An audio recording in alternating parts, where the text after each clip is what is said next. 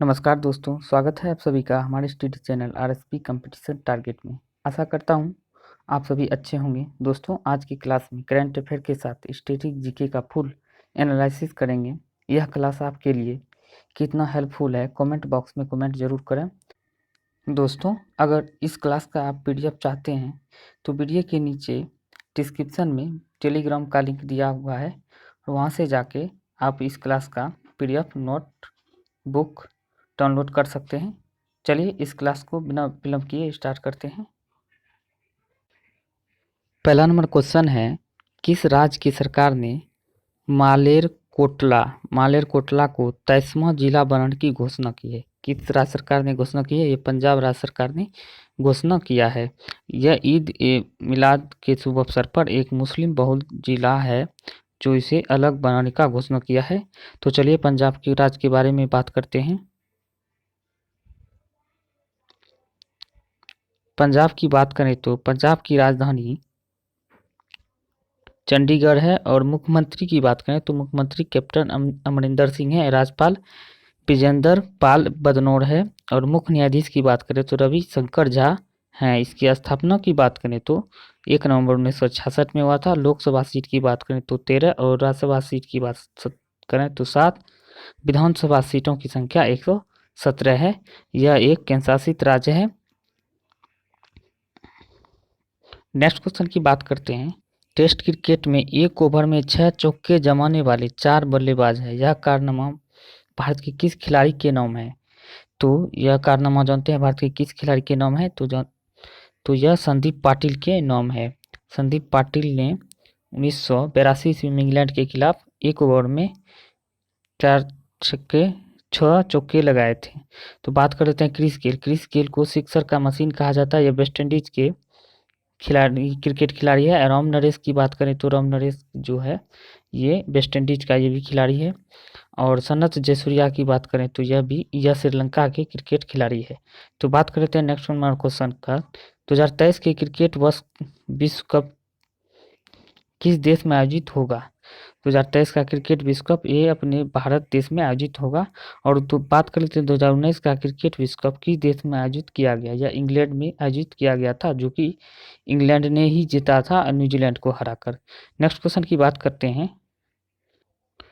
हाल ही में भारतीय cricket control board BCCI ने राष्ट्रीय महिला टीम के हेड कोच किसे नियुक्त किया गया है? राष्ट्रीय महिला टीम के हेड कोच किसे नियुक्त किया गया? तो रमेश पवार को नियुक्त किया गया है। और बात करते हैं रमेश पवार के बारे में। रमेश पवार को 2018 में टीम कोच रह चुके थे, लेकिन मिताली राज से विवाद होने के कारण इसे हटा दिया गया था। फिर इसे दोबारा नियुक्त किया गया है।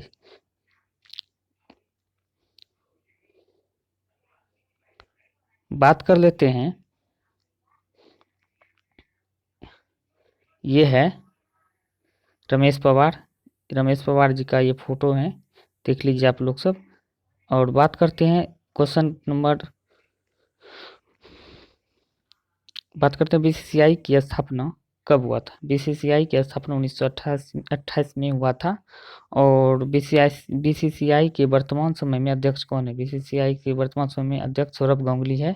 और बात कर लेते हैं पुरुष कोच है रवि शास्त्री। महिला कोच है रमेश पवार। और बीसीसीआई के उपाध्यक्ष है राजीव शुक्ला और सेक्रेटरी है जय शाह। नेक्स्ट क्वेश्चन है, इस साल अंतर्राष्ट्रीय खगोल विज्ञान दिवस 15 मई 2021 को मनाया गया। दुनिया का अगला खगोल विज्ञान दिवस कब मनाया जाएगा? यह अगला खगोल विज्ञान दिवस कब मनाया जाएगा? ये अब 9 अक्टूबर 2021 में मनाया जाएगा। और बात कर लेते हैं खगोल विज्ञान दिवस के बारे में। तो अंतर्राष्ट्रीय खगोल विज्ञान दिवस की शुरुआत कब हुआ था? अंतर्राष्ट्रीय खगोल विज्ञान दिवस की शुरुआत ये 1973 ईस्वी में किया गया था। उत्तरी कैलिफोर्निया के एस्ट्रोनॉमिकल एसोसिएशन के अध्यक्ष डोगर बर्गर द्वारा किया गया था। अंतर्राष्ट्रीय खगोल विज्ञान दिवस साल में 2 बार कब से आयोजित होने लगा? ये साल में 2 बार आयोजित होने लगा 2006 से। और यह पहले बसंत ऋतु के दौरान मनाया जाता था। 2006 के बाद ये शरद ऋतु के दौरान भी सेलिब्रेशन किया जाने लगा।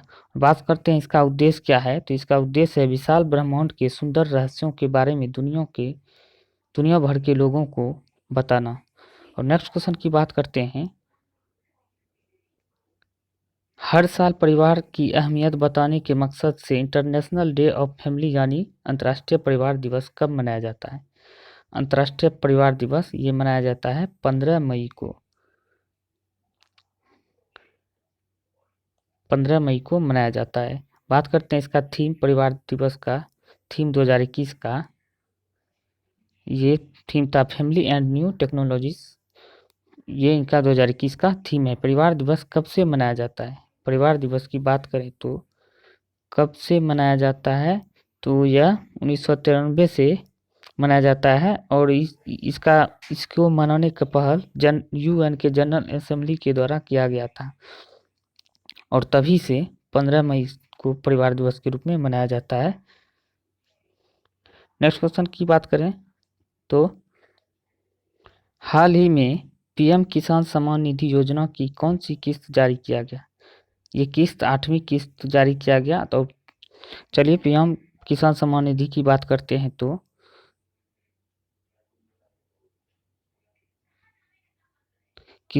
किसान सम्मान निधि की शुरुआत कब हुई थी? किसान सम्मान निधि की शुरुआत की बात करें तो यह 24 फरवरी 2019 को हुआ था। किसान सम्मान निधि में कितने रुपये दिए जाते हैं? इसमें 4 महीने के अंतराल पर 2-2 हज़ार रुपये दिए जाते हैं। और बात करें तो पहला किस्त कब दिया जाता है? ये पहला किस्त अप्रैल से जून के बीच में दिया जाता है, दूसरा किस्त अगस्त से नवंबर के बीच दिया जाता है और तीसरा किस्त जो है दिसंबर से मार्च के बीच में दिया जाता है।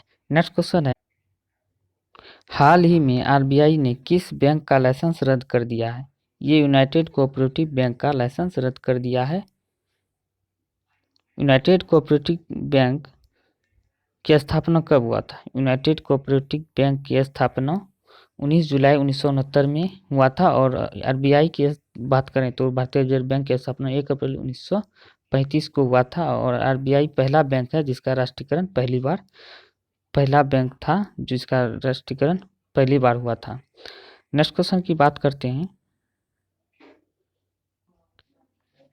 डिजिटल प्लेटफॉर्म डीजी गोल्ड किसके द्वारा लॉन्च किया गया है? डिजिटल प्लेटफॉर्म डीजी गोल्ड किसके द्वारा लॉन्च किया गया है? तो एयरटेल पेमेंट बैंक के द्वारा लॉन्च किया गया है।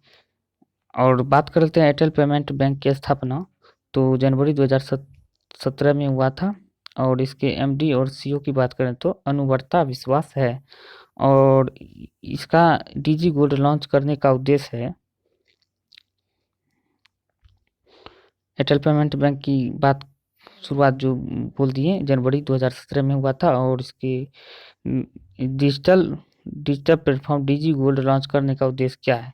तो इसका उद्देश्य है एयरटेल पेमेंट बैंक का तो डीजी गोल्ड लॉन्च करने का उद्देश्य यही है कि ग्राहकों के लिए सोने निवेश करने के लिए एक digital DG gold platform launch किया गया है। और डीजी गोल्ड के साथ एयरटेल पेमेंट बैंक के बचत खाते के ग्राहक एयरटेल थैंक्स ऐप का उपयोग करके 24 कैरेट सोने में निवेश कर सकते हैं। और बात करते हैं तो एयरटेल पेमेंट बैंक ने सैफ गोल्ड के साथ समझौता किया है। और सैफ गोल्ड की बात कर लेते हैं तो इसका मुख्यालय है मुंबई और इसका एमडी और सीईओ है गौरव माथुर। तो एयरटेल पेमेंट बैंक के एमडी और सीईओ बता दिए अनुवर्ता विश्वास है। और एयरटेल पेमेंट बैंक भारत का पहला भुगतान बैंक है। सैफ गोल्ड का मुख्यालय बोल दिए, सैफ गोल्ड का मुख्यालय मुंबई है और इसका एमडी की बात करें तो गौरव माथुर है। नेक्स्ट क्वेश्चन है,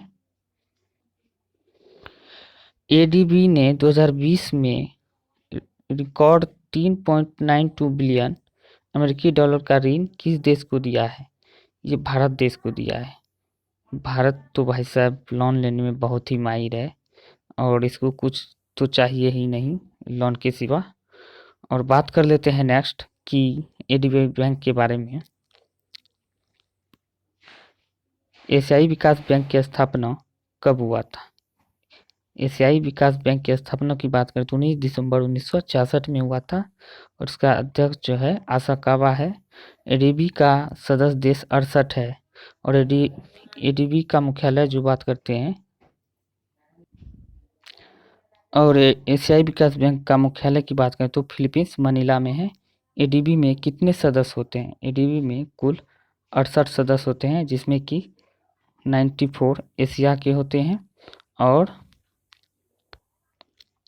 19 अन्य देश के होते हैं। बात कर लेते हैं कि एशियाई विकास बैंक में केवल एशिया के सभी सदस्य नहीं होते हैं बल्कि अन्य देश के भी सदस्य होते हैं और एडीबी का वर्तमान अध्यक्ष कौन है? तो आसाकावा है। नेक्स्ट क्वेश्चन है, चीन ने लॉन्च किए 3 याओगन 30 उपग्रह। यह किस समूह का उपग्रह है? यह किस समूह का उपग्रह है? यह 8वें समूह का उपग्रह है और इस उपग्रह की बात करते हैं। इस उपग्रह के बारे में 3 याओगन 30 उपग्रह को चीन ने 6 मई 2021 को दक्षिण पश्चिम चीन के जिचोंग सैटेलाइट लॉन्च सेंटर से 3 याओगन 30 उपग्रह के 8वें समूह को लॉन्च किया है। यह याओगन 30 उपग्रह को 8वां समूह है 30 उपग्रह का 8वां समूह है जो कक्षा में पिछले 7 समूहों में शामिल होगा जिसे 2017 में लॉन्च किया गया था। याओगन 30 उपग्रह नए बहु उपग्रह नेटवर्क संचालन मोड के साथ बनाया गया है जिसका उपयोग विद्युत चुम्बकीय पर्यावरण सर्वेक्षण और अन्य संबंधित तकनीक परीक्षण के लिए किया जाएगा। और चीन की बात करें तो चीन के वर्तमान में प्रधानमंत्री की बात करें तो ये ली केकियोंग है और चीन के राष्ट्रपति शी जिनपिंग है। ये भाई साहब धोखेबाज कुछ ना कुछ बीच बीच में करते रहते हैं। नेक्स्ट क्वेश्चन की बात करते हैं। नेक्स्ट में स्टैटिक जीके आ गए और ये स्टैटिक जीके जो बहुत ही महत्वपूर्ण जो प्रीवियस ईयर में सारे पूछे गए क्वेश्चन है, इंपॉर्टेंट सारे क्वेश्चन है। चलिए तो उसके बारे में जानते हैं। सुजनी कढ़ाई कार्य किस राज्य से संबंधित है? सुजनी कढ़ाई कार्य ये बिहार राज्य से संबंधित है। प्रतिष्ठान और अमरावती किसकी राजधानी थी?